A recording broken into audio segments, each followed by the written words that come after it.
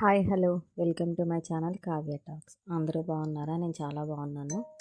ఏంటక్క గేదెతో పెట్టుకున్నాం అనుకుంటున్నారా? సో అది మా గేదెనండి. మా అమ్మ వాళ్ళ హోమ్ టూర్ చేస్తూ గేదెని కూడా వీడియో తీద్దామని వెళ్తే సో అది అలా బిహేవ్ చేసింది. సో భయపెట్టాలని చూసింది. సో దానికి ఎందుకు అంత కోపం అంటే పక్కన గడ్డి ఉంది, ఆ గడ్డి దానికి వేయలేదు. సో దాన్ని శాంతిపరచడానికి పక్కనున్న గడ్డి వేసేసి సో నేను వీడియో తీసుకుంటున్నాను. సో చూసారా, మా ఇంటి చుట్టూ పొలాలు చాలా బాగుంటాయి.